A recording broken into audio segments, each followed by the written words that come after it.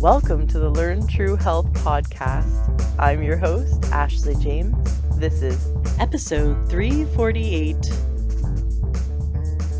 I am so excited for today's guest. We have with us an amazing man. James Templeton has beat the odds. He not only did he survive cancer, he beat it, he thrives, and he has gone on to dedicate his life to teaching people how they can live a cancer-free and healthy life using natural medicine and supporting the body's ability to heal itself. He has a wonderful book coming out. I'm really excited. James, welcome to the show. Ashley, it's such a pleasure to be with you today. It's great to talk to you and share my story with you. Absolutely. I know all of our listeners definitely want to hear how you were able to beat cancer. And not only that, in the mainstream terminology, you beat cancer when you don't have it for 5 years. But if you get it if you get cancer again in 6 years, they still consider that a success. So you are a success time and time and time again because you have beat it for 30 years now. Is that correct? That's correct. It's been about 33 years and a little change. So it's been since 1985, and it's something that you deal with. It's a little harder at the beginning, and then as you get a little older and things are going good, you can't ever let up. You just kind of keep one foot on the path all the time, and yes, you widen out, and yes, you do different things, and you learn along the way, but in my case, it's been quite a journey, and now I'm able to help others. So it's very exciting to get to share my story, and I'm looking forward for people to read my book. Absolutely. You have a statistic on your website. I used to have cancer.com. 1 out of 2 people will get cancer in their lifetime. This is a statistic we've talked about on the show before. I believe is it 1 in 2 men and 1 in 3 women, or is it 1 in 3 men and 1 in 2 women? I always get the two mixed up. Either way, that's a shocking statistic that if there's 2 people in a room, one's likely to get cancer. Like, that's kind of ridiculous. It really is. I mean, I think it's 1 out of 2 men and 1 out of 3 women, but it's getting to be to where it's almost 1 out of 2 of us. And we're going to get cancer. And I guess it depends on what stage it is when you find it, whether it's an early stage or later stage. And sometimes we're not as lucky to find it in the early stage, but it is a scary thing. And I see people out there and they're walking around and they're not, they don't seem like they're too concerned the way they eat and the way they live. And I guess it's kind of like I guess you could say a lot of people are kind of walking time bombs, and it's scary because we all know someone that's had cancer or died of cancer, and it scares me all the time. I mean, cancer is a scary word because it's really nothing more than a man-made word dripping in fear. And when someone says the word cancer, it's something's been made up, and everyone's probably one of their biggest fears in life, and whether they admit it or not, is that is the cancer word, the cancer diagnosis. And I think heart disease beats cancer out maybe just by a thread. But the thing is I think from the age from 0 to 65, cancer wins out, and then over 65, if you count everyone up over 65, then heart disease, is in the lead. But with that, we don't worry about that as much until we just drop over, or we have problems, or we end up going to the doctor and getting bypass surgery or whatever. But I find it remarkable. When I go out to eat or I go somewhere that even flying on a flight somewhere, and if I'm lucky enough to be in first class, nobody in the first class section even cares about what's in the food. 90% of them anyway, probably 99%. And they just think that's the way it is, and they don't worry about things. And maybe that's the best attitude, but in my case, I worry a little bit more. I bet. Absolutely. Well, we definitely want to hear your story. I am interested, however, if you could dive in a little bit before we get into your story. If you could explain what you meant by that cancer is this man-made word dripped in fear. My mom passed away of cancer, and my dad actually died of heart disease that was also brought on from obesity. So I watched both my parents die in my 20s of things that now, having spent almost 8 years dedicating my life to studying holistic medicine, I see they were absolutely preventable, reversible, and diseases of lifestyle. But at the time, my mom was the healthiest person I knew. So for her to have a cancer diagnosis shocked me. And then there's so much fear around it. I saw her wither away and die from the fear of it. And so Yes. I understand what you mean about the fear, but can you explain what you mean about that it's a man-made diagnosis? Since I could say we can see the cancer on the scans, like we can see it's there. So why is it man-made? Well, it's the man-made because it's the persona of it. It's people in a laboratory, or people, researchers, and they've come up with this word. I mean, everything has a word, whether it's a bladder infection or cancer, and it's basically put together. Instead of saying that your body's out of balance and you got an extreme imbalance in your system, in your body, and your immune system's not able to deal with it, they come up with the word that everyone puts, death, hanging around it, and then it becomes very fearful, because there's this fear that, well, if I get cancer, I'll probably die, or if I get cancer, I'll have to do all this, and my life will be miserable, and if I do survive, it'll be a miracle. So I'm going down to the guy in the white jacket, the doctor, and do what the doctor says, because I don't know what else to do, and that's my biggest fear. But I think it's more of that the way I look at it, kind of like, it's really an imbalance. And if they said your body has the extreme imbalance and you can turn it around, you got out of balance, now you can get it back to balance, and these are the things you need to do. I don't really feel that there's a real cure to cancer. If there is, it's not going to be a magic bullet, because even if they did find a magic bullet, which would be an herb or some kind of drug or something that you took, and everything, all of a sudden it turned off all the cancer, uh, cells, to where they couldn't spread any longer, couldn't multiply, then that would be great. But then people would just continue to get it constantly because of their lifestyle, and because of what they eat, and because of their toxicity levels, and because of their lowered immune system, and all of that goes along with it. And that's kind of what I meant by it. It's just a word that's created, instead of saying, my friend, or whoever, you're just out of balance, and we need to get you back to balance before it's too late. This is kind of an extreme warning here. That could be said about all the chronic illnesses out there. Because I started, as you're talking, I was thinking about everything else that is prevalent.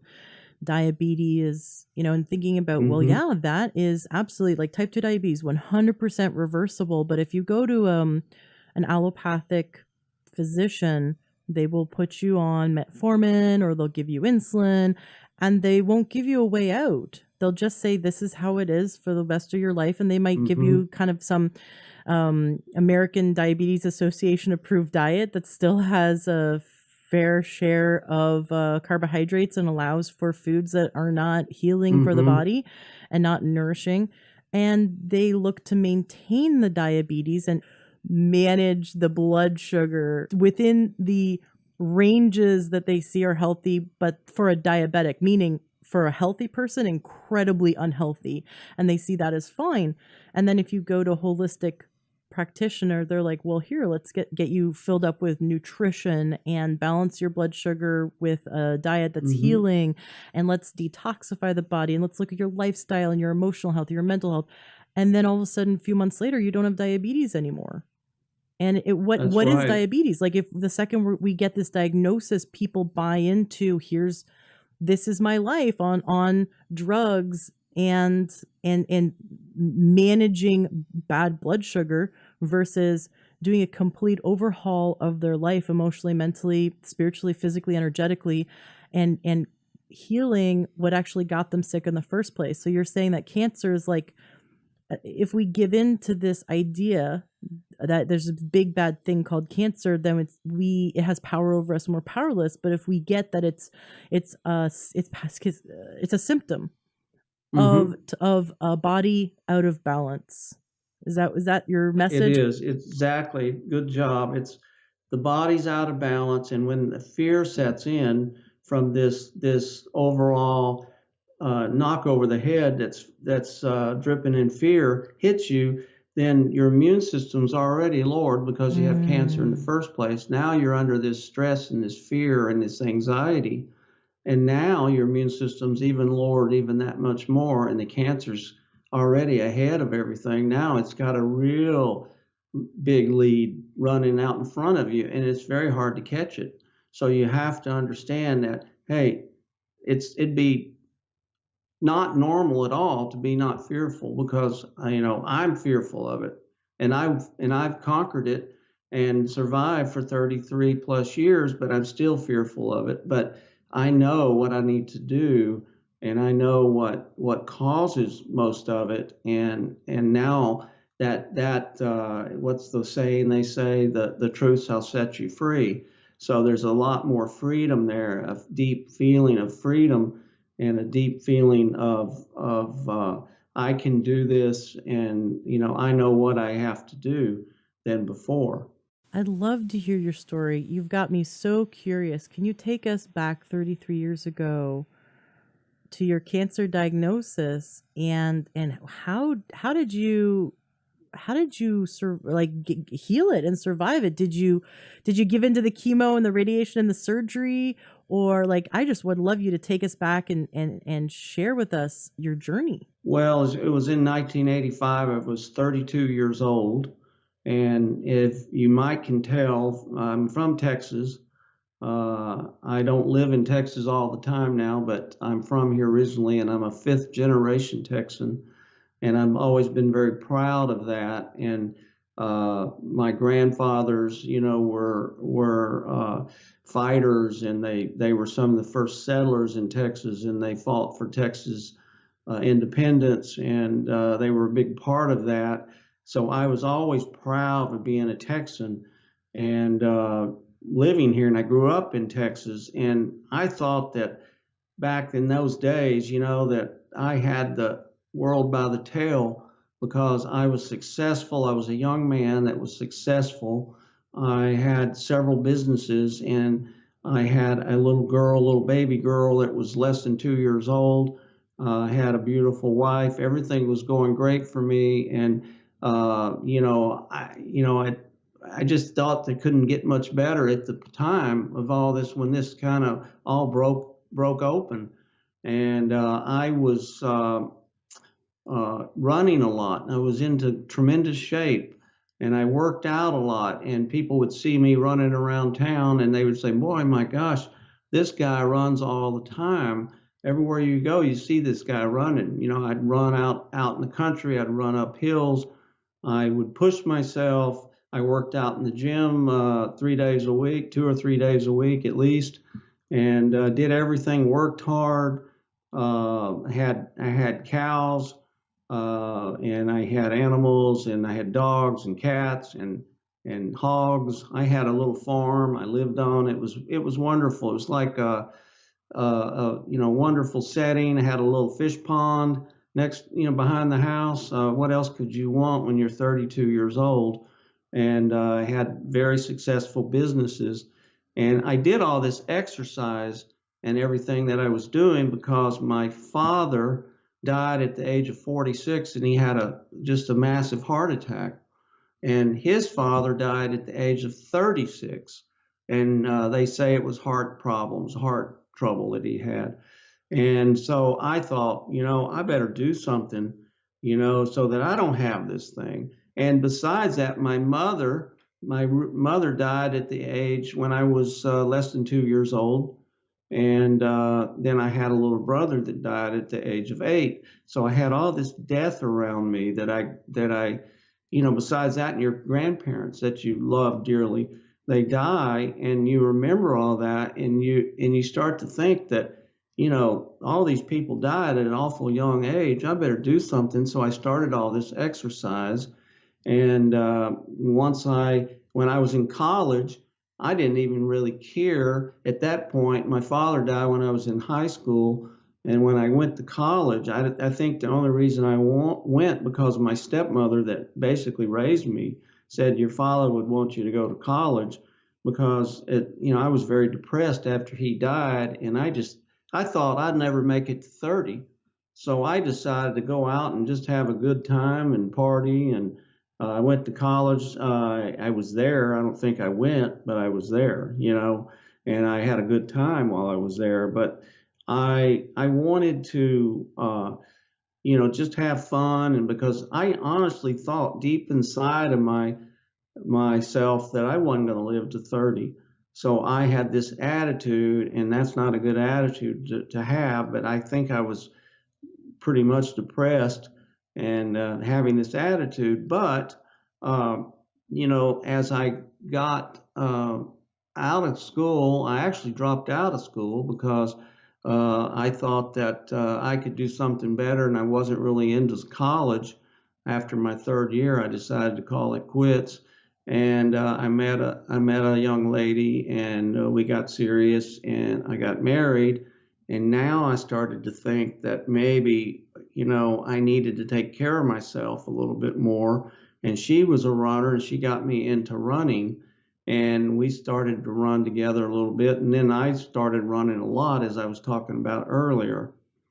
And then we had a little girl, and everything was wonderful. And my whole outlook started to change. And I thought that maybe I wouldn't have to be like my father or my grandfather, and I would have a chance of a long life. So that's why I did this. But there was a guy back then that was a big, big deal in the running movement. And some people that will hear this might remember this guy, and especially if you're my age. And his name was Jim Fix. Oh yeah. And you remember that name? Yes, I do, because he died of a heart attack while running. Yes.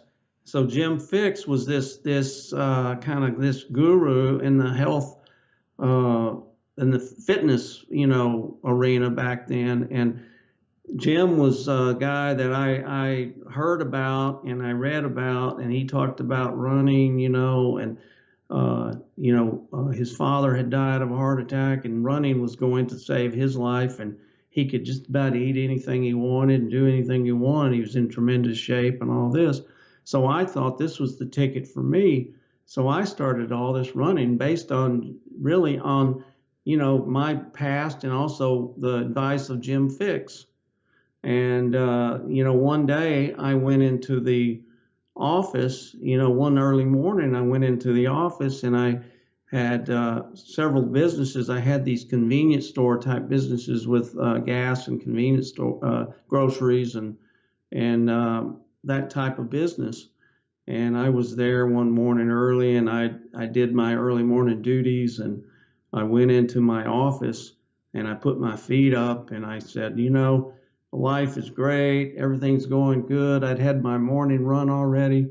I was looking back at everything, and here come the newspaper and delivery service. It delivered newspapers to the store, and I looked at the newspaper and I started thumbing through there, and I got into the sports page, and it said Jim Fix dies of heart attack, and I could not believe it. I was just like, wait a minute, is this for real? And Jim Fix, of all people, dying. This is the guy that I've been thinking is a big deal. And how did he die of a heart attack? And I started reading through that, and I got really nervous after this. And I'm thinking, I thought I was doing the right thing, and maybe I'm not doing the right thing after all. And I better go and get checked out. I better get my heart checked out because I've been just kind of enjoying life and eating pretty much what I want to eat. And I figured I better just go and find me some kind of a doctor that can do one of these stress tests. So I went to an internal medicine doctor there in town. That a lot of times that's the kind of doctor you'll go to get these kind of things done, either that or cardiologist. But I went to this internal medicine doctor, and I go in there and I got an appointment, and he says to me, he says, take your shirt off and we'll get you on the treadmill. And I got me on this treadmill and hooked me up with all these wires and everything like they do for a electrocardiogram and what they do for the stress test. And they get that I'm not sure if they do them the same way anymore, but there was a treadmill and you're on that treadmill and they get that thing going slow, then they build it up, and before long it's going really fast and you're running on there. And they looked at my heart and everything, and then they said, okay, that's great and all that, and you can go in and put your shirt on, and I'll be in there in a few minutes to talk with you. So I go in, and the doctor says, well, I'm going to tell you something. You're in tremendous shape. I don't think I've ever seen anybody in this kind of shape. He said, you set the record. And we've seen all these people, and no one has been able to surpass you on this device.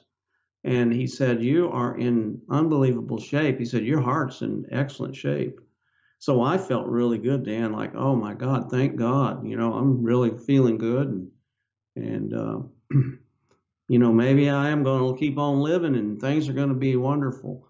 And he looked at me, and kind of, like when you're getting an exam and everything. And then he says, well, there's only one thing I found during my examination. He said, there's a mole on your right side of your back. And he said, that mole looks a little suspicious to me. It just looks different. It doesn't look like a mole that is like the other moles. But he said it's probably nothing to it. But he said, when you get a chance, why don't you go down to the dermatologist? He's actually in this building, and you go down there and get it checked out. I'm sure it's nothing, but it just looks a little different. And I didn't think much about it other than I remembered at that time when my stepmother had told me that, sometimes these moles, can have cancer in them and it can kill you. And all of a sudden I kind of took a gulp and I said to myself, well, I better get checked out because this might probably nothing to worry about, but I'll get an appointment and get it checked out. So a couple of weeks later, I went in and I went into the dermatologist office, and like before, they said, go take your shirt off, and the doctor will be there in a minute and sit up on the table like they do. And I go in there and I sit on the table, and here comes this doctor. And he comes in there and he goes, what seems to be the problem? And I said, well, I went and had a stress test done over at Dr. So-and-so's, and he said, that I should come in here and have this mole I have on my back checked out because it looked a little different. And he didn't think it was anything, but he said, why don't I get an appointment over here with you? And that's what I'm doing, coming in here to have it checked out. So he turns around, he looks at me and he goes, oh my gosh, like that. He says, oh my goodness. The guy got all excited all of a sudden. And he just started acting like he had won the lottery or something. And I'd never seen anything. I mean, it scared me to death. And the guy was jumping around. He goes, oh, I think you have melanoma. And I said, melanoma? Like that. Well, I'd heard the word. It was a scary sounding word. And I heard this word and I was, all of a sudden probably turned white as a ghost. And, he just said, you got melanoma, I'm sure of it. And he didn't know for sure, but that's what he was saying. He says, we might have to remove a large portion of your back with surgery. And he was excited. I mean, this guy acted like, I don't know if he had never seen it before. I don't know, can't imagine that, but he acted like he had, he was so excited, it scared me. and he said, uh, let's schedule for surgery and all this kind of stuff. And I tell you what, I said, well, I'm gonna have to think about this. I got up and left that office, and I tell you, I never went back to that guy. I'll tell you. You know why he was so excited? Why is that? Because he realized you were going to be his boat payment. Oh yeah, probably. Because I mean, I this guy had zero bedside manner, and it wasn't like, oh well, it looks suspicious. Let's get it checked out. I think it'll be all right. And if it is anything, it probably won't be a lot to it. And it makes you feel like, at least they could do that. At least, how much is that to ask for a doctor to be, sensitive? And we've all been to doctors that are really nice, and we've all been to them that are semi this away. But I, to this day, have never seen one like this guy. He was either money hungry or cancer happy or something. But I never went back to him, and I'll tell you, I left that place, and I was shaken, and just had probably chills running up and down my body, and I was surprised I even made it home because it was about a 10-mile drive to where I lived. And I got home, my wife was there, and I said to her, I said, I went to the doctor, and he said I had, a good chance of having melanoma.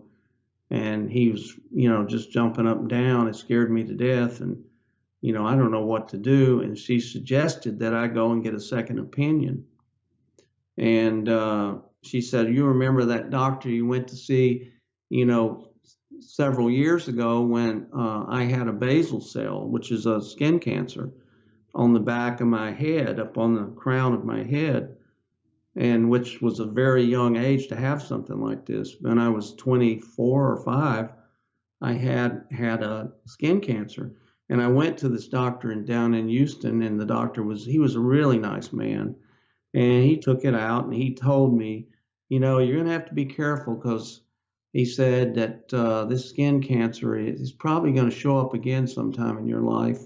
And we want to keep an eye on things. So I remembered that. And I went down to see him, though, and got an appointment. And I went in, and he said, it looks, very suspicious to me also. And he told me, he says, I think that it's probably, if it is anything, it's probably an early stage. My wife, he went on to say, had melanoma, and it was stage 1. And we removed that, and we've never seen it again. And she's never had another problem. So it's probably what it is.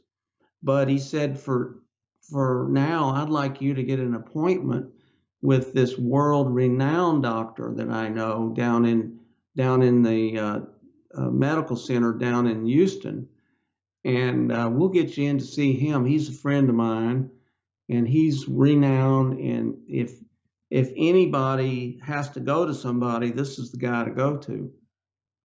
So I thought, well, I'm lucky. Maybe this guy.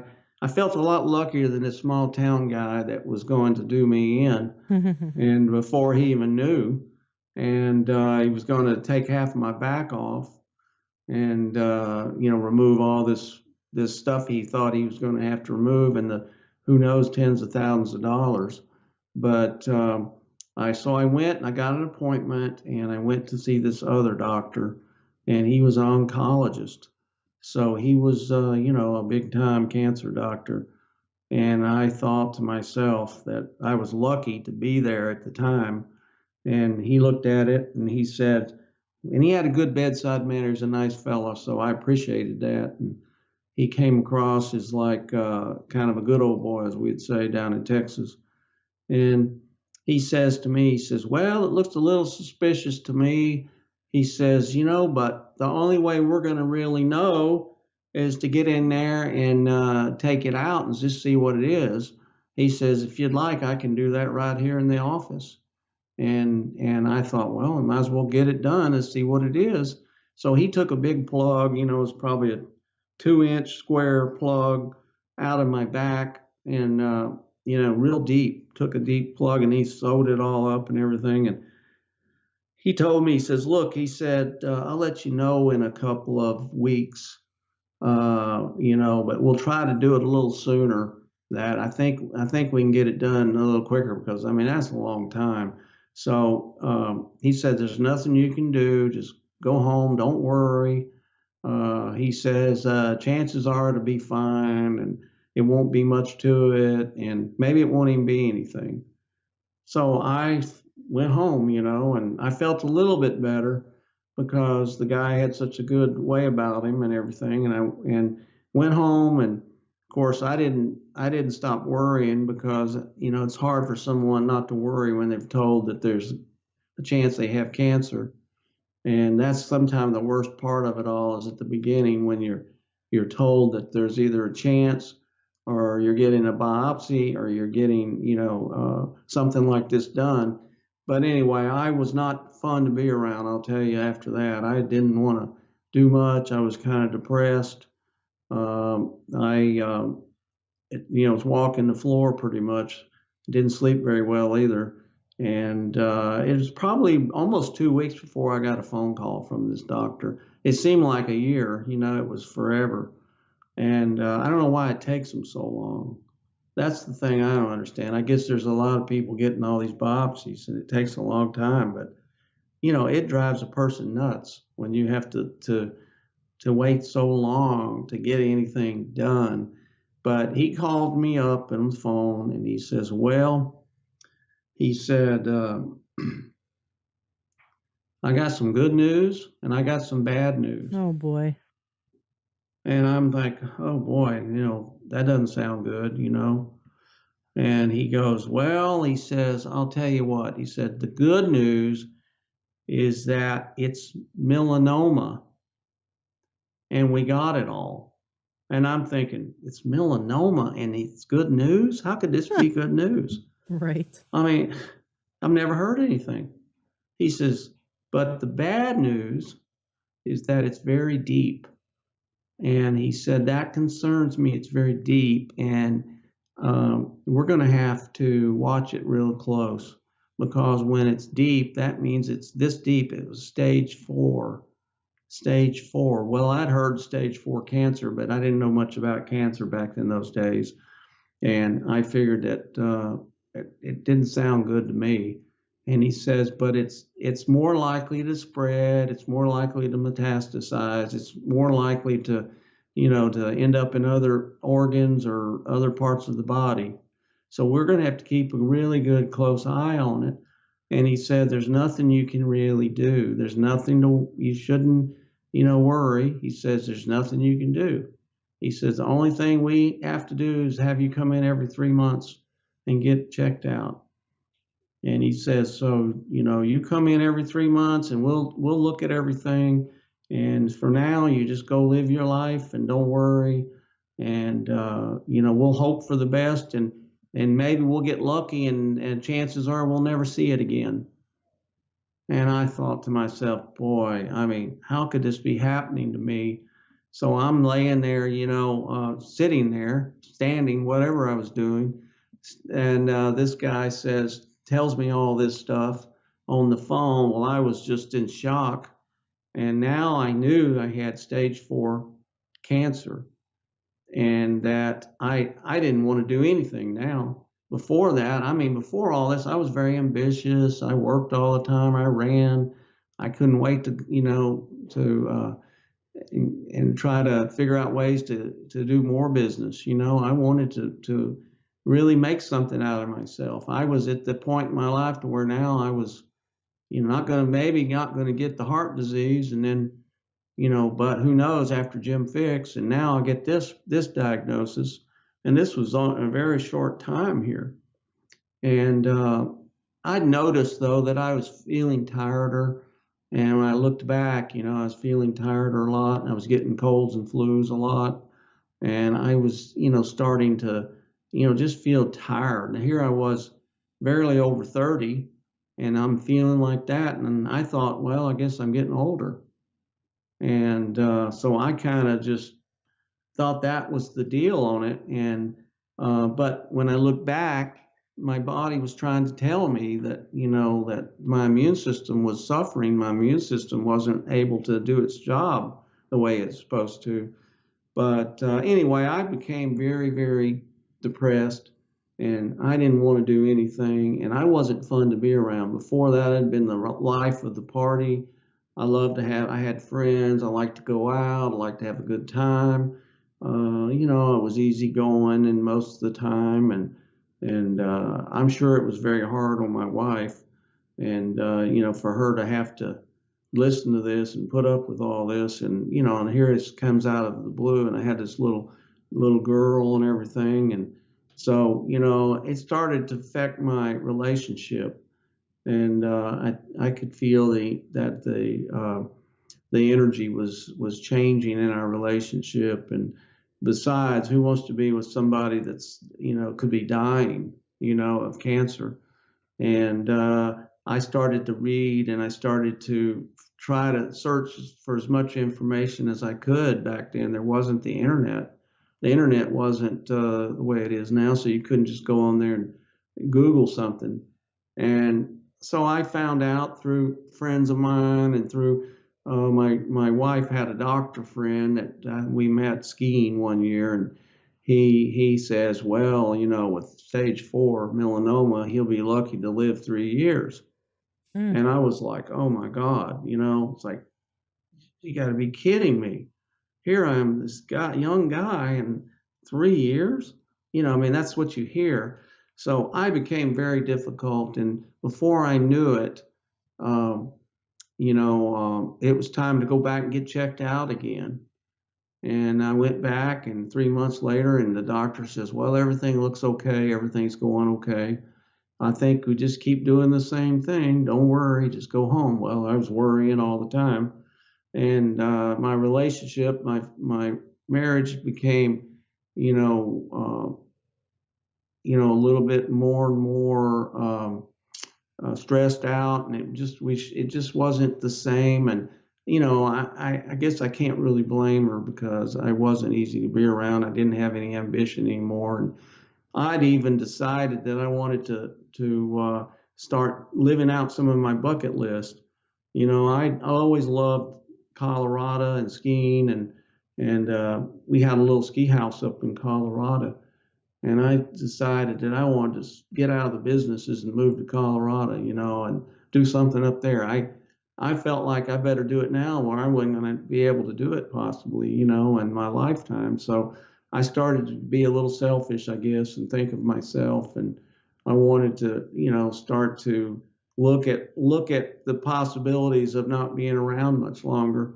So before I knew it, my marriage ended, and my wife moved into town and took my daughter, and she went to town. And boy, after that, after this happened, I didn't really care what happened after that. I'd kind of lost my whole desire really to care anymore, and it really affected me, and I didn't have that support anymore. So I started hanging out and running around with old buddies, drinking buddies, and started going out drinking and having a good time when I should have been taking care of myself. But the doctor said, don't worry, there's nothing else you can do. So that's what I did. I went out and did that, and I wasn't a happy camper, I'll tell you. And a friend of mine, one of my best friends, was one of my old running buddies that we ran together almost every day.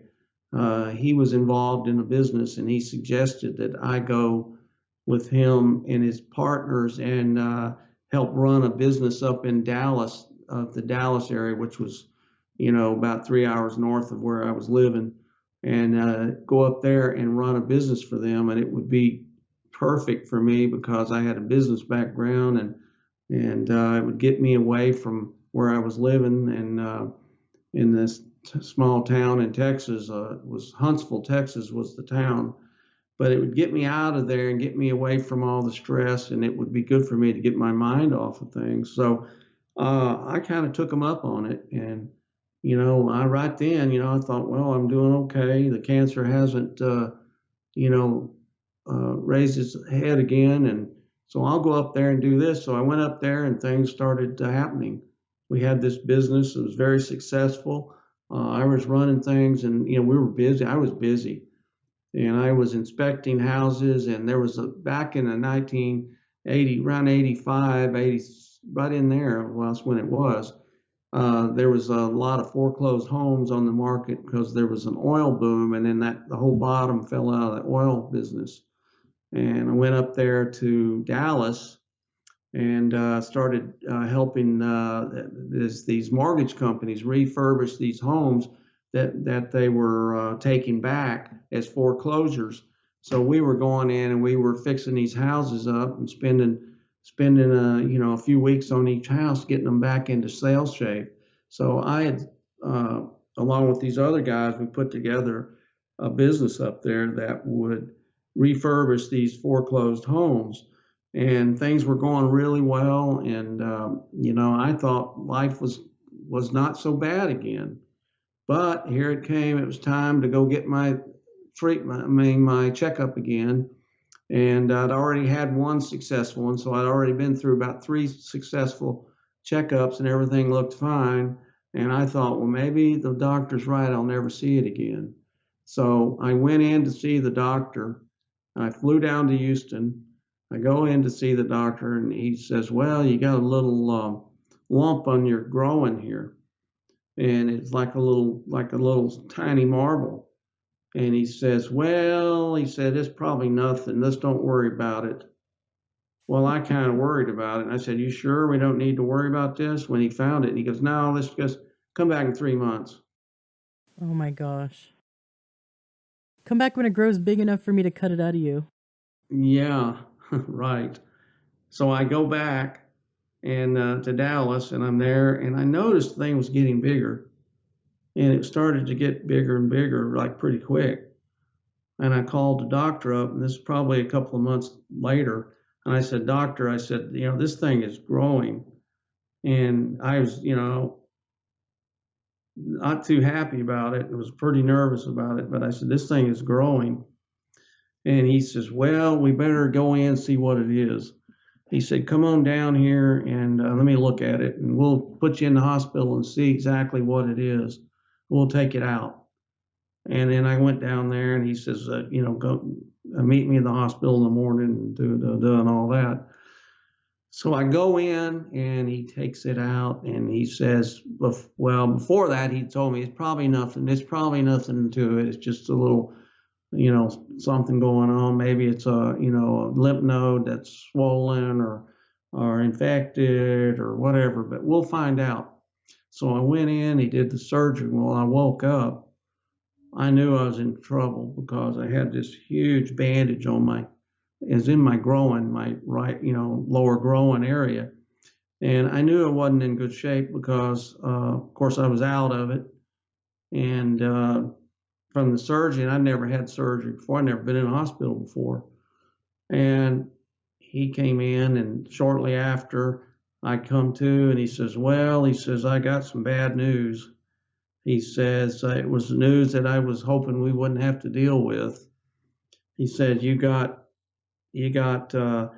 cancer in your groin now, and the melanoma has spread to your lymph nodes. And he said, so that's not good. He says that means that it's pretty advanced, and we're going to have to really, really keep after it now. He says that I want you to do 80 chemotherapy treatments, experimental chemotherapy treatments. And he said, this is not regular chemo. This is chemotherapy experimental that we're going to elevate your temperature, where they use it's a hypothermia type treatment.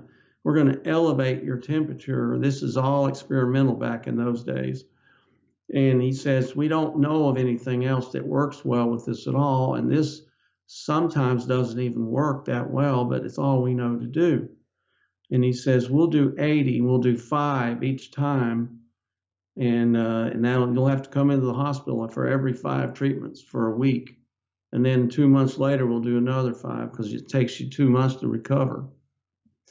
And I thought, oh my gosh, what's going on here? And he said that it's going to take you about two to 3 weeks to get over the surgery, enough to where we can do these treatments. So we'll keep you in the hospital and get you to recover some from this surgery, which, I was gutted there, and it was like really painful. And I first was laying there in the hospital, and I was miserable from the surgery more than anything. And now I knew I had this terrible cancer that had spread, and it was all over in my lymphatic system. Who knows where it was going to go? And I was in terrible pain.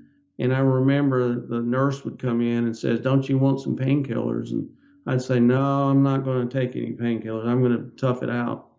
It didn't take me more than a day or two to realize that I needed something because of the pain. So they started giving me, morphine, just like they do with anybody for painkiller, like shots. And, that puts you at ease real quick.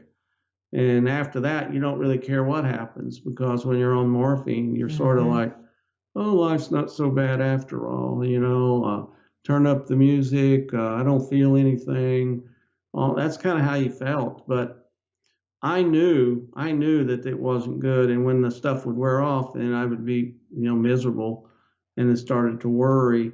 And so the doctor comes in, and I said, "Doctor, what are my chances?" I said, what do you think my chances really are? And he didn't want to tell me anything. He just sat there and he would say, "Well, all right, I'll tell you what I think." And he says, "You've got a 20% chance of survival if you can get through these 80 chemotherapy treatments. That is, if you can survive these treatments. I'll give you a 20% chance of surviving 3 to 5 years."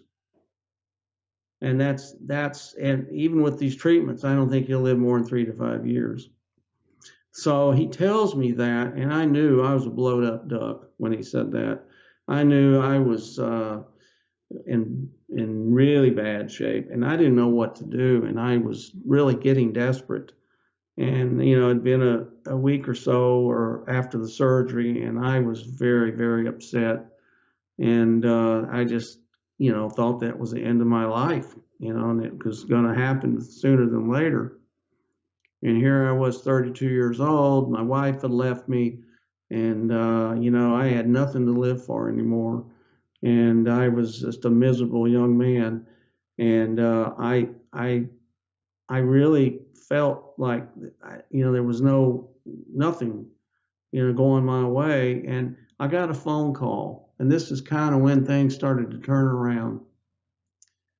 I got a phone call, and it was from a preacher. It was a minister of a church that I went to sometimes. I wasn't a really overly religious guy or anything. I wasn't a guy that, we went to church, but it wasn't a guy that probably didn't have the time, was busy all the time. But anyway, I knew the fellow, and he was a really nice man, and I ran with him a few times. He was older than me, and he'd been a professional baseball player, and I looked up to him and thought he was always kind of funny and had a good side to him. And he calls me on the phone, and he says to me, he says, "Well," he said,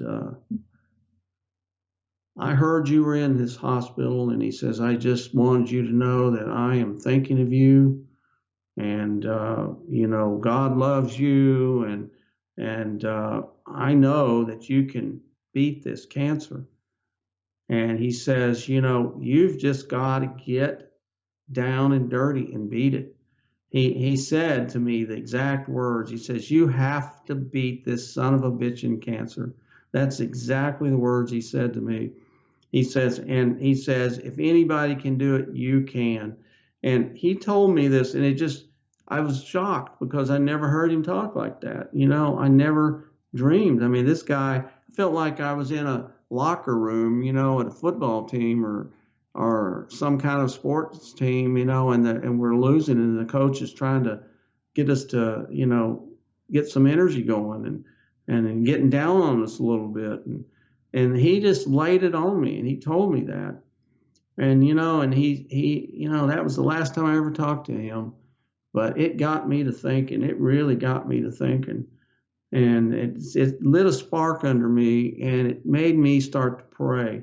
And I tell you what, I never was a big prayer. I didn't pray a lot or anything, and I tell you what, I prayed that day, and I prayed so hard to God, to the higher power, whatever you want to call it.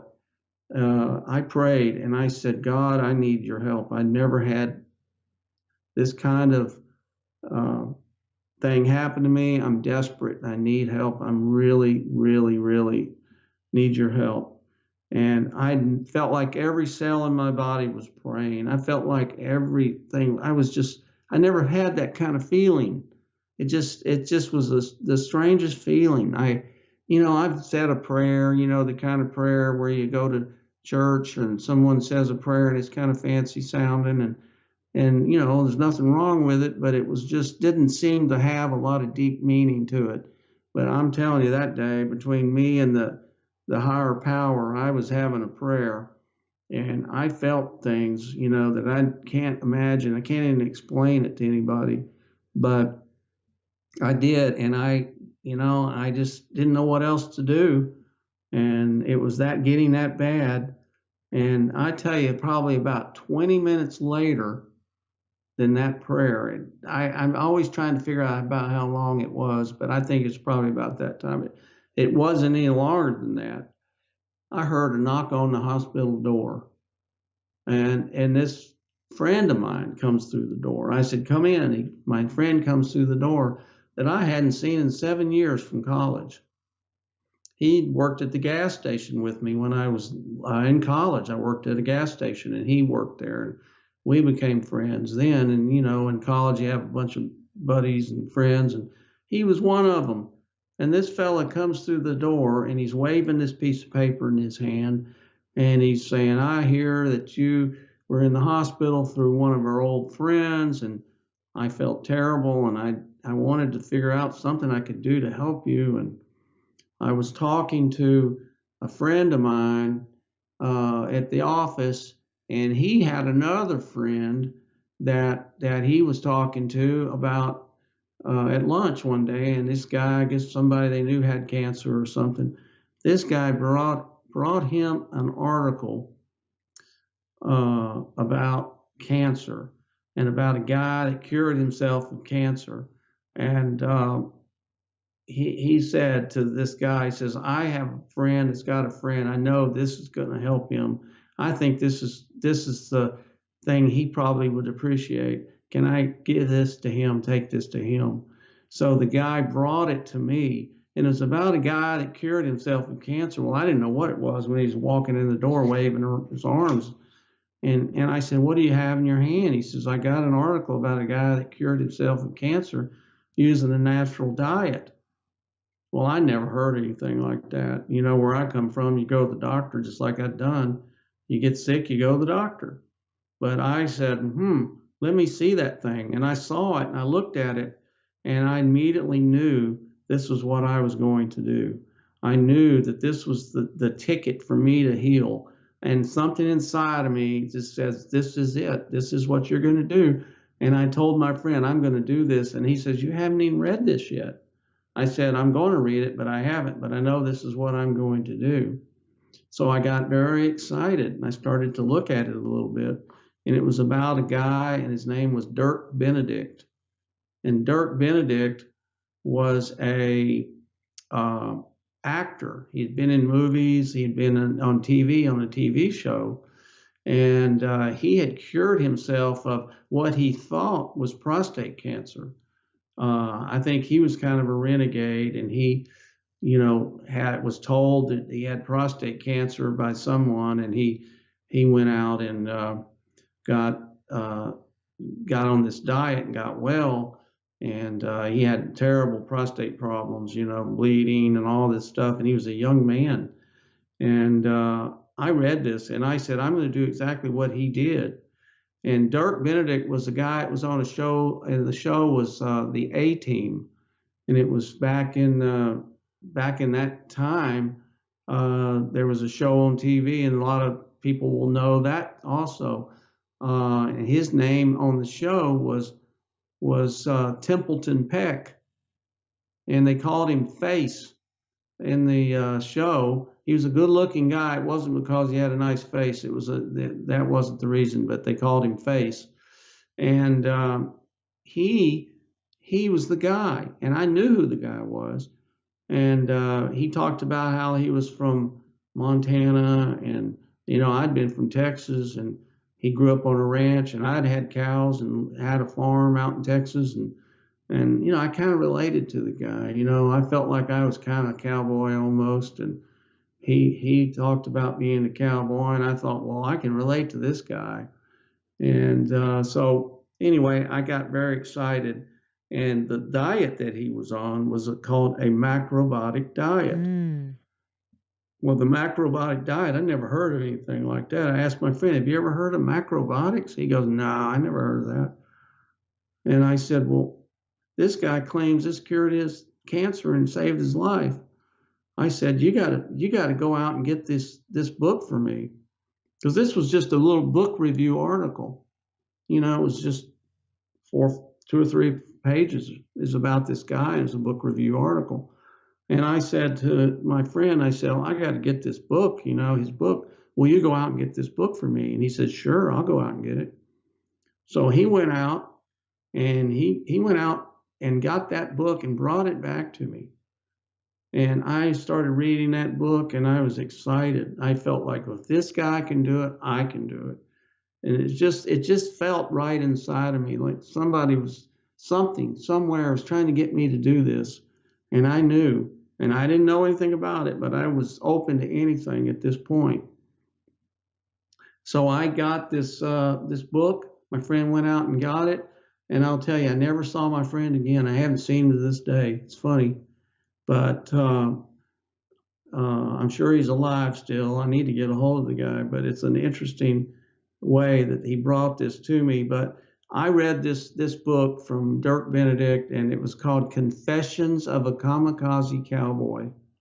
And it was an excellent book. He's an interesting character. And I really could relate to a lot of the things he did. And so I was very excited. Now, all of a sudden, this depression I had was starting to leave my body, and I started to have some hope. And this hope is what I needed desperately. So anyway, I went to bed that night, asleep that night, and I felt like I had hope now, and that my prayers were starting to be answered. And I'll tell you, the next day I got another knock on the door, and it was my stepmother. My stepmother came up there to visit me, and she brought me a book. And she had in her hand, it was a yellow book. I remember that. It was a book by Linus Pauling. And Linus Pauling, as you're probably familiar with, was a researcher, and was a brilliant researcher. And he did a lot of work on vitamin C and different types of things with vitamin C, from cancer to heart disease. He's done a lot of studies on vitamin C. But this was vitamin C and cancer, the book. I'm trying to remember the name of it offhand. It's in my book. It's listed in there, but I can't think of the name of it. I think it's vitamin C and cancer. But it was by Linus Pauling. But in the book, I read this book, and it talked about people that took high amounts of vitamin C. Even terminally ill people that had cancer survived for much longer periods of time, as long as they took this high amounts of vitamin C. And that when they stopped taking the vitamin C, a lot of them would die. And I got very excited about this vitamin C thing, and I felt that, hey, I got the new diet, the macrobiotic diet, that I was going to learn about real quick. And now I've got the vitamin C, and I thought to myself, well, I'm going to do both of them. I'll do the vitamin C and the macrobiotic diet. And I'll probably do the chemotherapy. Why not? I'll do a little's good, a lot's better. So I got excited. I was really excited now. And I felt like I'd gotten, enough ammunition now that my prayer was really answered. And I was really excited. And I just, I don't know, it just all happened all at once. Well, the next day, I got another knock on the door. And it was the strangest thing. I got a knock on the door. There was a fellow that came through the door, and he says, I'm your psychotherapist for the hospital, the cancer ward. And he said to me, he said, uh, I've noticed that you've been depressed. He says, I hear that your outlook's not real good. I would love to talk with you. Do you have time to talk to me tomorrow? And I said, sure. Come on in tomorrow. I'll talk to you. And so anyway, the next day he comes in. By then, I'd been reading up on the macrobiotic diet, and I'd had another friend go out and get me some more macrobiotic books. I was excited now. I was reading, drugged up and all. I was excited. So the next day, this guy comes to the door. This psychotherapist comes through the door, and I said to him, I want to ask you a question before we get started here. Have you ever heard of the macrobiotic diet? He looks at me and he says, hold on a second. He goes over to the hospital, the door in my room. I was in a room by myself. He shuts the door. I'm liking He this comes already. Yeah. He comes in and he says, I'm going to tell you what I know about it, but I'm going to have to get you to promise me right now that we never had this conversation. You never talked to me. He says, if you tell anybody that I talked to you about this, I'll lose my job, my pension. He says, my retirement, everything. I don't want to lose all that. I've been down here working here 25 years. I don't want to lose that. So you have to promise me. By then, I was about ready to drag him into the bed with me and tell me everything he knew. I was so, I knew I was on to something now if he's acting like that. Because when he went in there and he shut that door and came back and told me all that, I said, I'll do anything you want. Just give me the information. And he started telling me, he said, look, he said, this is a great diet for some people. He said, this diet has saved a lot of people's lives. He said, it's very difficult, though. It takes a lot of time and energy. You got to put a lot of your own energy into it. He says, you got to do a lot of cooking. You got to do certain exercises, that's a whole way of life. And he said to me, I don't know, if you could do it, but you seem like their energy is not as depressed as I thought it was, what I've heard. He says, you seem like you're excited about something. You seem like you don't seem like a sick person that I thought I was going to end up talking to. And he says, I tried this diet. It just didn't work for me because I couldn't stick with it. He said, it takes a lot of self-discipline. He said, I don't have it. And I just couldn't do it. I just wanted to do it because I thought it sounded like a good idea to be healthier. But he says, you in your condition, I think that you should do it. And I think you could do it because you seem like you have the right attitude. And he told me, he says, there's one thing, you got to do it right, though. There's a right way to do it and a wrong way. And he says, I'm just going to tell you that right now. He says, if you're going to do it, go all out. If you're not going to go all out, don't do it. Because he says, I think this could really help you. And this guy got me so excited, I wanted to hug him, it was just like, my God, this guy's telling me something here. There's something really to this. So I got really excited. And so he left, and now I had all this ammunition, and I was a different person. And it was kind of like I discovered the key to the universe or something. And I was very, very excited. But I had to still do this chemo. Well, I thought to myself, well, I'll do the vitamin C, the macrobiotic diet, and I'm going to do it with the idea that if it doesn't work for me, it won't work for anyone. I'm going to take this guy's advice, and I'm going to give it 150%, and I'm not cutting any corners. I'm going to be the model for doing things right with this macrobiotic diet and lifestyle, and I will do it. And I will do the chemo because at that point, I thought, well, I'm doing everything I can. I'm going to kill the cancer one way or the other. So I went through the 5 treatments, the chemotherapy treatments, and it was just flat terrible stuff. I'll tell you, and it made me sick. And my temperature, they raise your temperature. They throw these heavy blankets over you, weighted blankets. You know what I'm talking about with Mm-hmm. these big weighted down blankets. And that was because they'd elevate my temperature with the hypothermia treatment, with the typhoid serum. They'd elevate my temperature up to, as high as they could without it killing me, basically.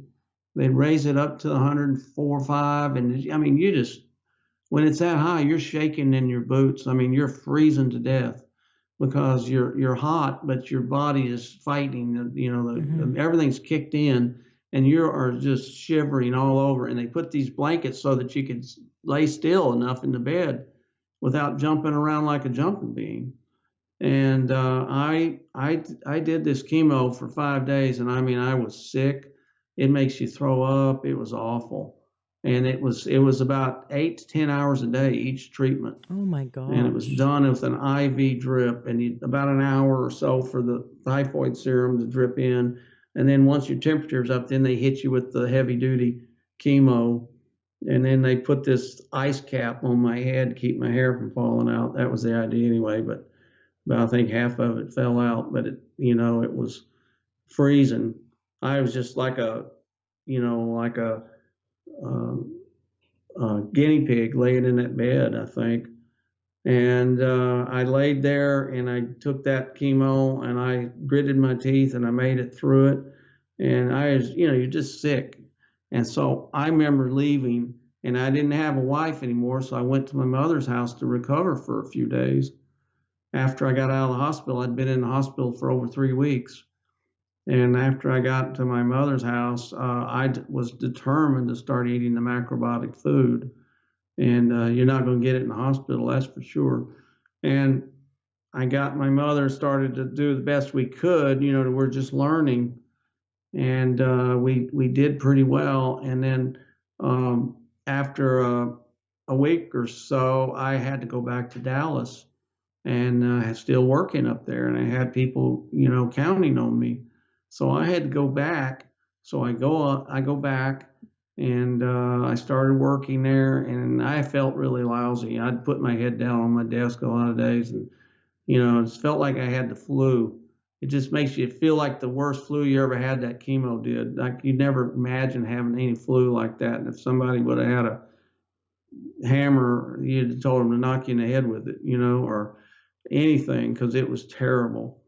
And I got back there in Dallas, and little by little, though, I started getting into the macrobiotic diet, really heavy duty. But little by little, I started to feel better. And one of the things I had to do from the surgery that I haven't even talked about was after the surgery, I had to do this lymphatic drainage pump on my leg where they removed all these lymph nodes. So one of the things I'd had to do in the hospital was elevate my leg and put this lymphatic sock. It was like a sock and it would sit there and pump.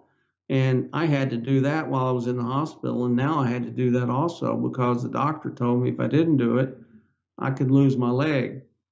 And he said, you don't want that, and you don't want too much lymph fluid getting in there. And my leg was twice the size of the other leg, and it was awful. And they had, tried to drain it the best they could and all that, but it was awful. And I had this pump. So I was trying to work too because I still had to make a living.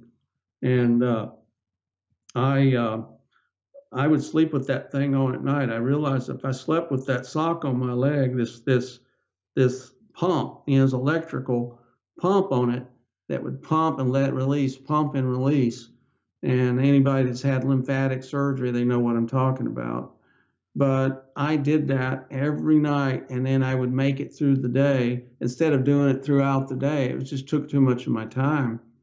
But I would do that, and then I would go to work.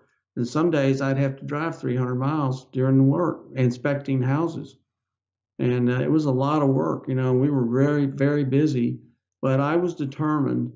And little by little, I was getting better and better with my macrobiotic diet. And, I didn't want to cut any corners. So I was reading everything I could get a hold of and when I wasn't working and in between.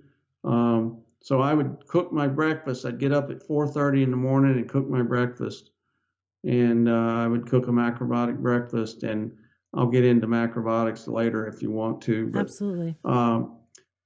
I'd cook that breakfast, with my miso soup and my soft brown rice porridge in the morning, and I would have greens and vegetable, a little bit of vegetable usually with it. And I'd get up in the morning, and I couldn't walk very well, but I was trying to walk. I was limping around, because my leg was, it was after surgery and all this stuff. I was barely able to walk without crutches. So I started to kind of hobble down the street. I'd hobble as far as I could and turn around and come back. And then I got to where I could walk a little further every day because I was in the mornings. I was determined to keep moving, keep the exercise. And then I, little by little, started to do stretching and as much as I could because after the surgery, it set me back so much. But, so anyway, I started feeling better and better.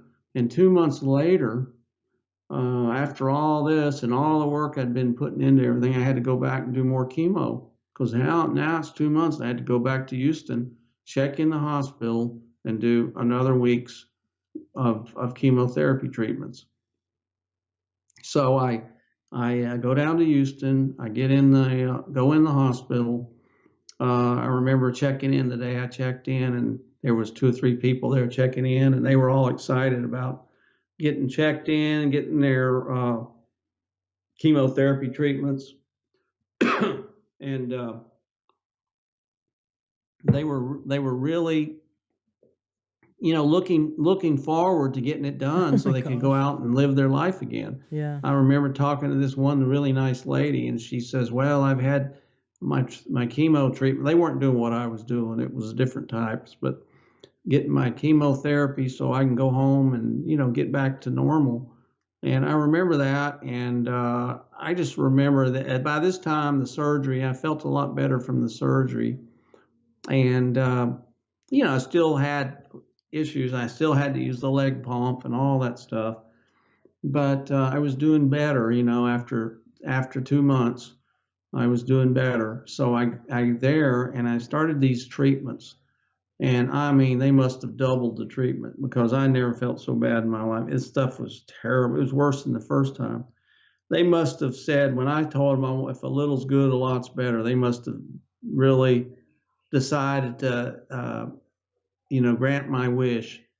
So they did, and I'm telling you what, I was sick. I was really sick. I couldn't eat hardly anything that whole week. I was throwing up and eating. I mean, I just couldn't keep anything inside of my stomach. And I felt like I had the worst case of flu of I never ever had, and then some many times over. That's how bad I felt. My whole body was just dying inside, and I'd gotten really thin after the surgery and after everything, and I guess with the cancer probably was going to town on me, and I was really getting thin and weak. And I remember every night I'd be in that hospital bed and I'd hear people moaning and groaning, down the hall. You could hear it sound like a torture chamber or something. People were just like, making all kinds of noises. And then there was always this commotion in the hallways at night. And I asked one of the nuns, it was a Catholic supported hospital, and they had nuns that would come around at night and visit some of the patients, probably all the patients. And I remember these nuns would come in, and there was a one that came in, and she always had this white habit on, and she almost looked like an angel or something. She would come in, and she was very peaceful. And I said to her, I said, "What's all this commotion out in the hallway?" And she'd say, "Well, you know, so and so passed away tonight." And I went, "They passed away?" She said, "Yeah, they had cancer and they passed away." And I'm like, "Oh my God." They died. And then she told me this woman that I thought was so nice, she died. And I could not believe it. The woman, like a few days earlier, seemed to be fine. Well, I found out that she had died of pneumonia. So they got pneumonia in there, with their body, their immune system so depleted and so down that it doesn't take much to trigger pneumonia. And and then that's what gets a lot of these people. It's not the cancer, it's the treatments or the pneumonia.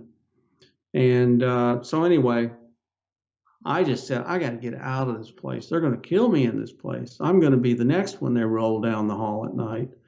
And I remember, that one day I was getting the chemo, and here was this nurse coming in. And I was just totally almost unconscious. I remember that. I couldn't even open my eyes, and I was laying there, and I had no life. Felt like I had no life in my body. And I remember this sound, this voice saying to another nurse, "What in the world's going on in here? Who's taking care of this patient? His temperature is way over the limit. He could die in here. You've got to get his temperature down now." So I remember them coming in and mopping me with all these freezing ice cold, towels and everything to try to get my temperature down after that. And I was just like laying there, I had no energy at all. Nothing. I was just felt terrible. So anyway, I couldn't eat or anything. And the doctor comes in. I don't remember if it was that day or the next day. And I said to the doctor, I said, "Doctor," I said, "they're going to kill me in this place. Yesterday I told him what had happened and he didn't say anything. I said, they're going to kill me in this place. I said, isn't there something else I can do?" And he says, "Well, there's nothing else we know to do." And I said, "Well, what would you do if it was your son or your daughter?" Because I could have been almost his son or daughter, the age wise. I said, what would you do if it was them? Would you do the same thing? And he'd say, "Yep, I do the same thing." Oh my gosh. I said, "Even though that's not working?" He goes, "Yep, that's all we know to do." And I said, "Well, what about a diet? What about nutrition? What about vitamin C?" He goes, "Oh, that stuff doesn't work." He says, "That's a waste of time." And I said, "Well, I'm going to die in here. This stuff's going to kill me." And he goes, "Well," he says, "we're all going to die someday." That's what he told me. Oh my gosh. Well, you know what I did? I was weak and I had no energy and I was sick as a puppy dog. And I raised up in that bed, in that hospital bed, and I looked at that guy, and he was standing there next to my bed. I looked at him, and he was the top doctor. And I said to him, "You listen here, you son of a bitch. If I could get out of this bed, I would tear you apart." I said, and that guy he looked at me, he turned as white as a ghost, and he turned around and ran out the door. And I never saw that guy again because 2 nights later, I decided to sneak out of the hospital at 2 a.m. And I'd made my plan for escape. And I said, they're going to kill me, and I don't want nothing to do with this anymore, and they have nothing else to offer me, and what am I doing in here? And so I made a plan, and at 2 a.m, I was so weak, that I barely could get my clothes on.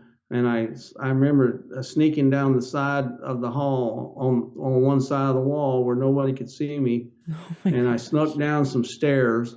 And I literally was crawling. I was so weak from this. I threw up like I can't tell you how many times. And it was awful. And I snuck down those stairs and I went out into my car, which had been sitting out there in the parking lot. And I got in that car and I drove out of that place. I never looked back. And I'd made up my mind at that point. I was not going to do any more of that medical stuff like that anymore. I wasn't going to do it. I was going to go all out. I was going to do the macrobiotic diet, lifestyle, vitamin C, and I was going to keep an open mind going forward. That wraps up part 1 of our interview with James Templeton. I hope you're enjoying his awesome story. It gets even better in part 2. Join us. Next episode will be released very soon, and it'll be the completion of our interview with James Templeton. He gets into some really awesome stuff, and one thing I really love is that he talks about this website of resources that he's created 100% for free. It's him giving back to the world, and it's a website filled with testimonials and stories and interviews with other cancer survivors. So if you want to be inspired and learn from dozens and dozens of people who have used more than just the conventional way to heal their body and to support their body's ability to thrive after cancer and live a long and healthy life, then you will love learning more from James Templeton in the next interview, in the next episode. Excellent. Well, I'm glad you enjoyed today's interview. Please visit my website, learntruehealth.com, because I have some great resources for you, one of which we've started to transcribe all of our interviews. And so the latest interviews are transcribed and make it so easy for you to gain access to all the notes and all the resources that the guests will share with us. Also, I have a free doctor course that I created with my favorite naturopath. So you can go to the website and right at the top of the menu, click the free doctor course and sign up. For 7 days, you're given a video each day that we filmed with our favorite naturopaths, and they teach us how to create the foundations of health, very strong, holistic foundations of health. There's some wonderful resources on learntruehealth.com, including the search box. If you are faced with a sore throat or a fever or some kind of skin rash, infection, maybe a chronic illness, or you're looking to optimize your emotional health, your mental health, you can type different things into your different search terms into the search box, and all the episodes where we've discussed those things will come up. I have, as you know now, over 348 interviews that you can take advantage of and learn from these wonderful guests. Also, I do holistic health coaching. I love working with my clients. If you would love to work with me as your coach, let's have a free conversation. Let's sit down together over Skype or over the phone and see how I can help you. Go to learntruehealth.com/chat to sign up for our free discussion to see if working with me is right for you. I'd love to chat with you. Excellent. Have yourself a fantastic rest of your day. Please, let's help as many of our friends as possible to learn true health with us.